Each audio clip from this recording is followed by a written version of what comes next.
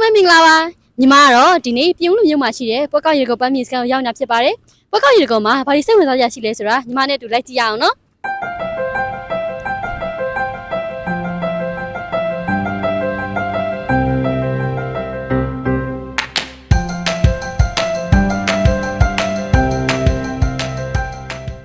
အခုဒီပွဲကောက်ရေကုန်ပန်းမြေစကန်နဲ့ဝင်ဖို့လက်မှတ်ရောင်းကောင်တာမှာလက်မှတ်ယူတော့ဝယ်လိုက်အောင်မယ်နော်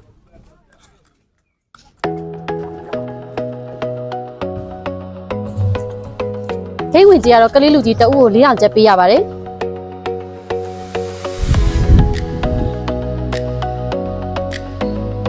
ဒီတစ်ကတ်မှာဒီမှာစကန်လေးပါတယ်သူတို့ကဒီစကန်ကိုတယောက်ချင်းစီဖတ်ပြီးမှဝင်ရတာပေါ့နော်ဒီမှာခုဝင်ပြမယ်နော်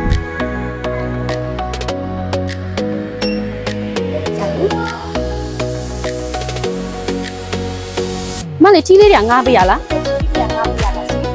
ထီးတစ်ချောင်းငါးကတစ်ချောင်းပေးရပြီးတော့အပေါင်ကြီးက9000ပေးရတာစီ9000တော့ထီးပြန်ကအန်ပြန်ပေးပါစီနေရန်ပူညာဆိုထီးလေး6လောက်ငါးသွားလိုက်အောင်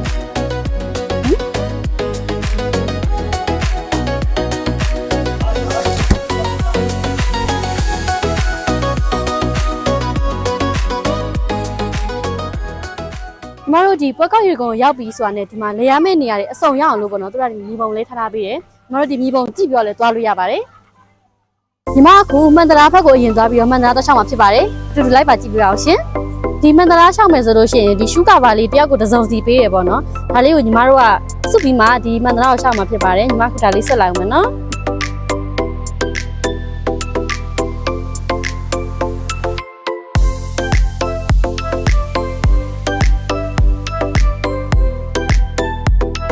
မတို့ဒီမန္တရာကိုရှောက်မယ်ဆိုလို့ရှိရင်ပေါ့နော်ဒီအောက်ကဟာတွေလည်းအကုန်လုံးမြင်ရတယ်ပြီးတော့ဒီဘက်ကရေတခွန်တွေလည်းအကုန်မြင်ရတယ်ပေါ့နော်အဲ့တော့နည်းနည်းကြောက်ဖို့ကောင်းပြီးတော့ရင်ခုန်စိတ်လှုပ်ရှားဖို့ကောင်းနေဒီမှာအရှိကိုဆက်သွားမယ်နော်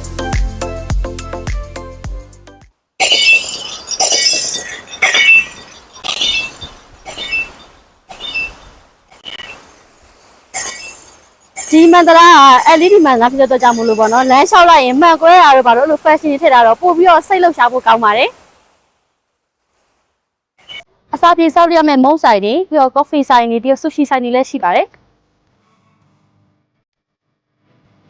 အခုဒီပွဲကောက်ရေကိုပဲမြေစကန်တွင်းမှာပေါ့နော်ဒီလိုမျိုးစလိမ်မာလေး3000လည်းရှိပါတယ်ကျန်မစားအောင်ကင်ထားအောင်မလက်ထဲမှာ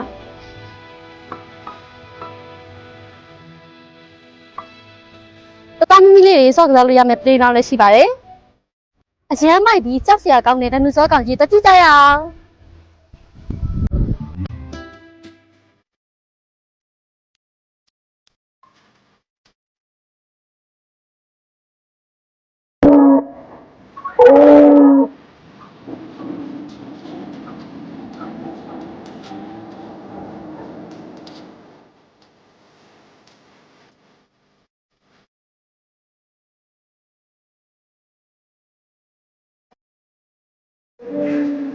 ဒါတော့ဒီနိုင်ငံစောကင်းတဲ့ထဲမှာရှိရဲ့အကြီးဆုံးနိုင်ငံစောကြီးဖြစ်ပါတယ်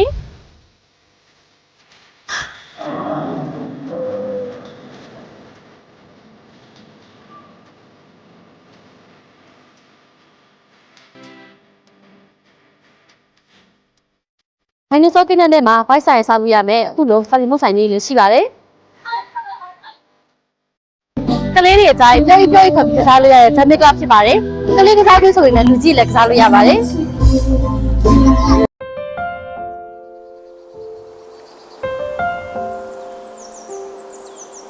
အခုညီမရောက်နေတဲ့နေရာလေးကတော့တပုတ်ရရဲ့လာမယ့်နေရာလေးဖြစ်ပါတယ်ဒီဘက်မှာမြင်းလဲလေးတွေလည်းရှိမယ်နိုင်စင်လေးလည်းရှိရပြီးဟိုဘက်မှာစုံမအိမ်တွေလည်းရှိရပြီးဒီကနေတပုတ်ရိုက်လို့ရှိရင်အပေါ်က sky cable ကောက်လည်းတေချာလေးလမ်းမြင်ရတယ်ဒါပေမဲ့ညီမတို့ဒီနေရာလေးကိုအရင်ကြိုက်ပါတယ်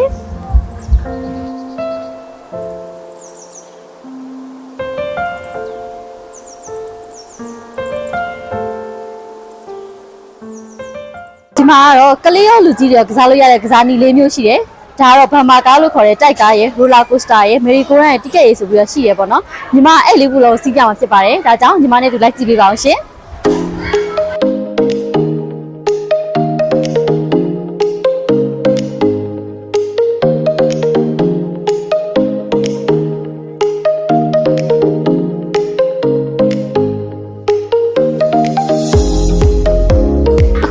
ရူလာကိုစတာစီးမှာဖြစ်ပါတယ်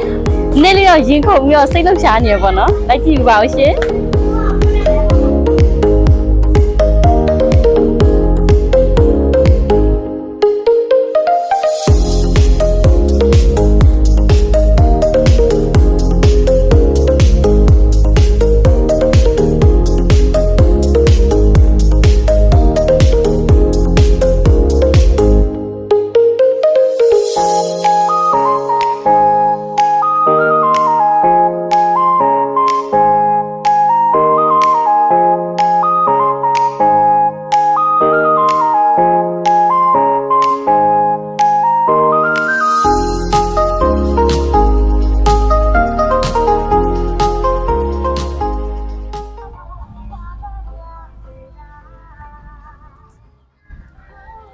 ဒီပန်းကင်းကအရန်လာတယ်တမုံရိုက်လို့ရှိရင်တော်တော်လာတယ်ဒီနားလေးတွေမှာလေဒီခဘတ်ဒီလည်းလာတယ်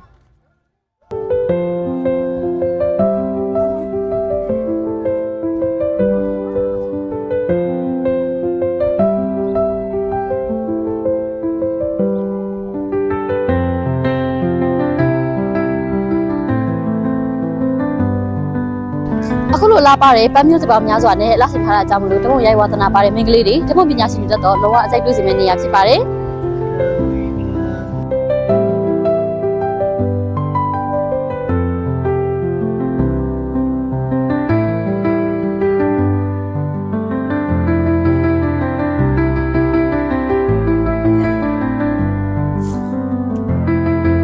မအခုကတော့မြန်မာနိုင်ငံရဲ့ဒုတိယအကြီးဆုံး Sky Cable ကောက်တစီမှာပါ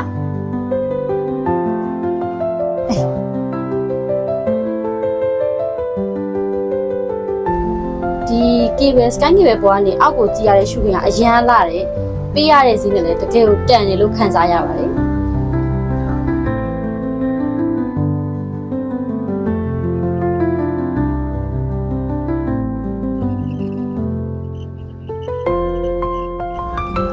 မှာဒီအပေါ်ကနေမြင်ရတဲ့ရှုခွင့်လေးပြမယ်နော်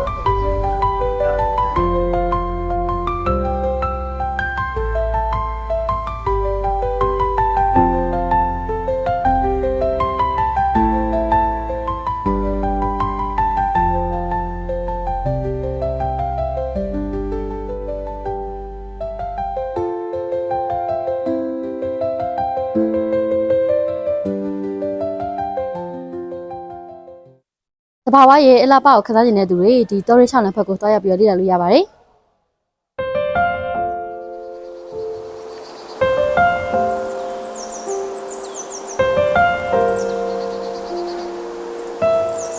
ဒီပင်ခွေးအစစ်နဲ့တော်တော်ကိုပြူတယ်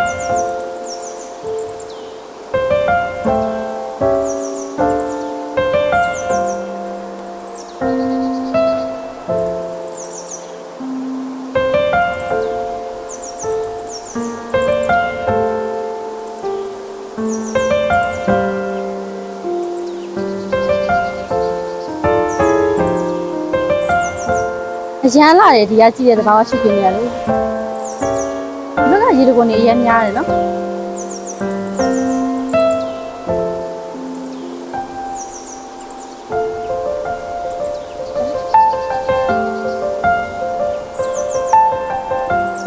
ယ်ကောက်ရေတကွန်ပတ်မြင့်စကန်လို့ပြလိုက်တာနဲ့ဒီရေတကွန်ကတော့လုံးဝမပါဖြစ်ပေါ့နော်အဲဒါမလို့ဒီရေတကွန်အကြီးရဲ့အလားတရားကိုလက်ကြည့်ပြပါဦးရှင်